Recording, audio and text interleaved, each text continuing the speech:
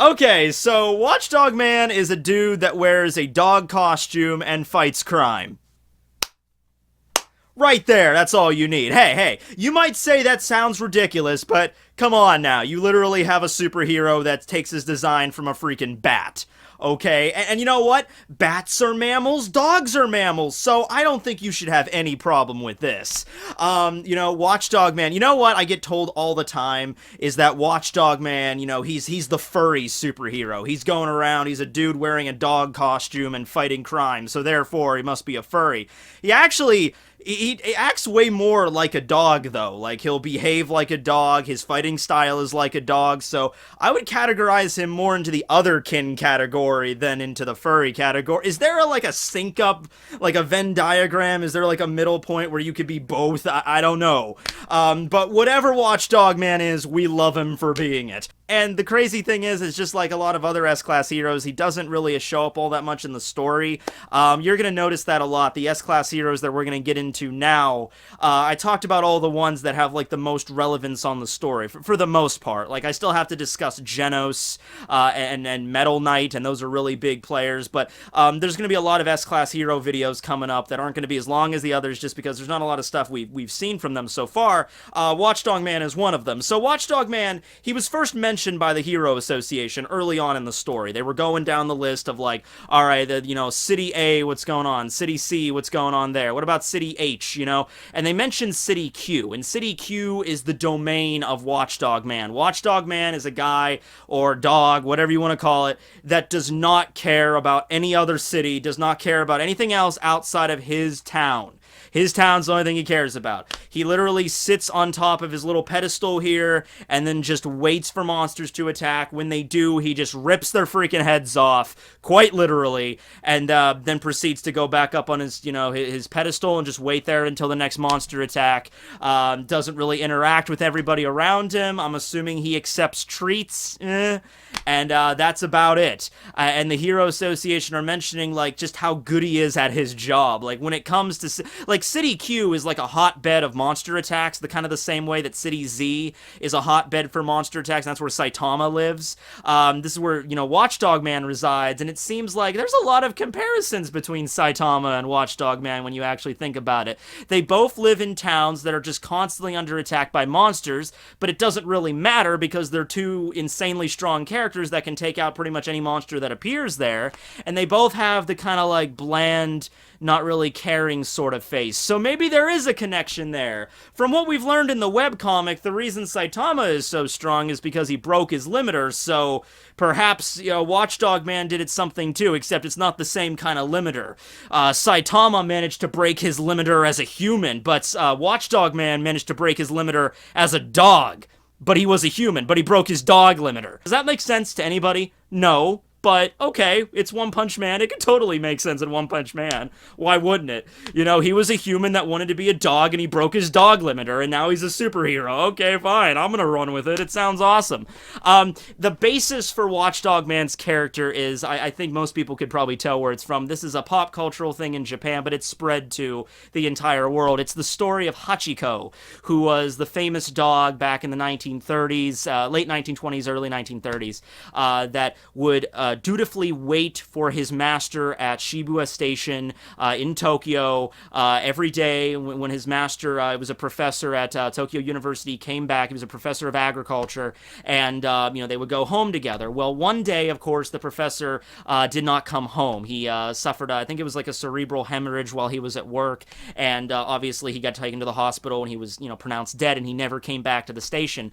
Hachiko, this Akita dog, waited for his master every single day, I think for the following 9 years, until the dog eventually passed away in I think 1936.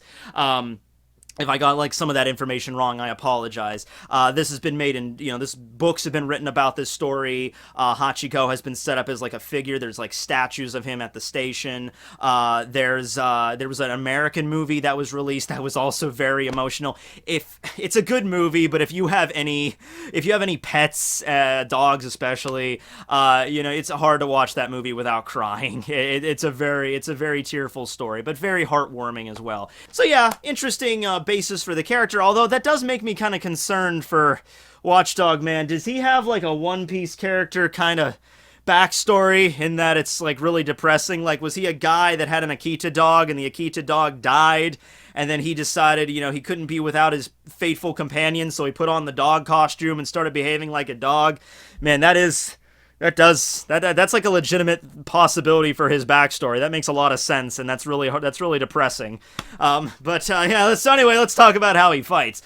He fights like a dog. He fights like an animal, converting tricks that dogs can do, like rolling over or shaking hands, to deadly martial arts. The only two times that we ever really saw him straight up fight was when Garo arrived at City Q to try to fight him. At that point, the Monster Association attacked, and we saw, from Garo's perspective, he was watching Watchdog Man, and it seemed just like he was attacking like a barbarian. Garo mentioned, like, oh, he's just a straight up, brawler kind of fighter, like Tank Top Master or like Metal Bat. He doesn't have any special abilities, he just attacks his opponent with all this ferocity, and he took out this giant pile of monsters quite easily. And then Garo was like, all right, well then I'll take it on. And I remember when this was going on in the manga, I remember reading the comments for everything in the manga, which, by the way, side note, one of my favorite places to read manga is Kiss Manga, because it actually has like a comment box at the bottom that you can actually read like whatever people are talking about. Not a lot of other manga sites have that, but I was reading like week by week, and it's like, oh, Garo's gonna get wrecked. No one was hoping, no one thought that Garo was gonna come out of that. Well, maybe he could take on Watchdog Man, maybe. Everyone was like, oh no, Garo, please turn back. You're gonna get wrecked so hard. And spoiler alert, he does. And the terrifying thing is that no matter what he did, he couldn't actually hit him. And so you have scenes where Watchdog Man was like, oh, you want to shake? And he's like, give me paw. And he's like, landing his paws on all of Garo's, martial arts, fist of flowing water, crushing rock. It's like, boop, boop, boop, no matter what he did, and he eventually just ended up getting his ass kicked, seriously mangled by Watchdog Man. Although, one of the weaknesses that I guess Watchdog Man does have, the only weakness, is that he only cares about his own city. So all Garo had to do to stop getting just freaking onslaughted by him was just, step outside the city limits, I guess. That kind of reminds me of, like, you play like a video game, like you enter a boss region and the boss just goes like, I'm Kilgore, and just proceeds to beat you with like a giant club. It's like, oh no, I am not prepared for this. I am so underleveled for this. And all you got to do to stop the boss from attacking you is just step outside of his room or step outside of his zone. So you can just like walk 3 inches outside. It's just like, and then Kilgore's like, all right, I'm gonna go back to sleep. And it's like, I need to level up. That's basically how it was with Garo.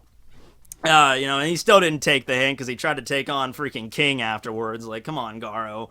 I know you think you're so badass, but I think that should have taught you a lesson. Although, the thing about Garo is that every fight he has, he learns a little bit from it, and he starts to adapt his own fighting style, which is what we've seen in a recent chapter where he was adapting Watchdog Man's sort of canine fighting style on all fours while taking on Genos.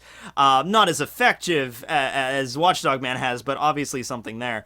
It's interesting because Watchdog Man, just by his nature being tied to City Q, unless something major goes down in City Q, he will never really help out a lot of other towns. In the webcomic anyway, he was not present at all during the Monster Association, even though he wasn't available. And it's not like the Hero Association asked him to come into the meeting, after Shibabawa's prophecy, and he did that. So he did, leave his town in that situation. But I guess whenever it comes to any sort of like, hey, we need you in City Z, we're doing this raid on the Monster Association, Watchdog Man's like, no, I'm not. I'm sorry, is City Z City Q now? No, it's still City Z? Alright, I'm in City Q. I'm sorry, I don't know what to tell you. So that's the situation with him there. So the odds of him appearing during the arc in the Murata manga, I mean, I would love for him to be there, but I don't think he would be able to. If he was there, I mean, it wouldn't even be a fight. He would wipe the floor with, like, God Garo and all the Monster Association. It wouldn't even really be fair, I think. So, I think it's best to keep him in City Q, and I think the best way to handle an arc revolving around him would have just, some major threat appear around City Q. And so you could still have Saitama and Genos, and you can have all the other S-Class heroes coming, to City Q. It's just that Watchdog Man's already there. And then you could really show what he's capable of and his fighting style to the full degree and everything like that. And also, I really think there's some weird stuff going on with him.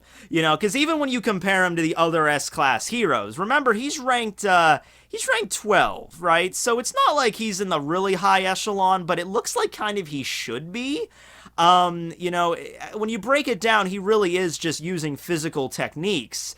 But when you look at, like, Garo, who's a master of martial arts, of, like, physical combat, he was able to wipe the floor with Garo, no problem. So it's like, and the same deal with Saitama. Saitama technically really is just a bare-fisted, physical, kind of fighter.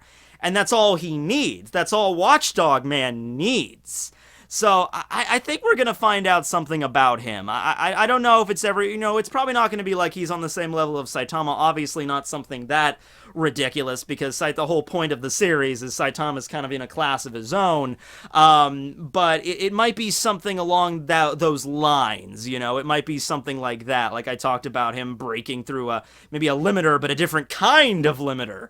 And that might sound absurd, but when we're talking about this story, I would say that makes perfect sense. Other mangas that wouldn't apply too well, but with this one, I could totally see that applying, really.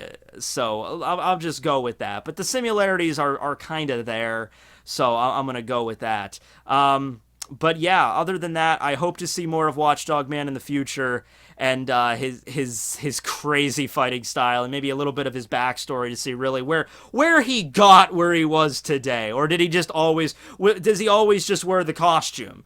Maybe it was a Halloween costume he picked out when he was a kid, and he's just like, this is my lifestyle now, and just chose to live that way the rest of his life. I don't know, but yeah, he's a cool character. Hope to see more of him. What do you guys think of Watchdog Man below? And yeah, signing out. Later, everybody. Maybe next time we'll get to Flashy Flash. Yeah, let's do Flashy Flash, unless I change my mind again. So yeah, later. Come here, girl. Come on. Come on. You want to be in the video? She's afraid of this mic. She's terrified. Like, the second she jumped on my bed, you see how she ducked down low?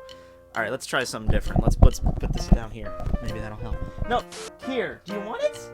It's just a microphone. It's not gonna attack you. Come on. Okay. Why are you going so low? Why are you so terrified of the microphone? That's so fun. Okay. I was gonna do a thing. I was gonna do a skit, but she's too scared of the microphone. Here's your cookie. Oh. It's okay, Duchess. You're not the right kind of dog anyway.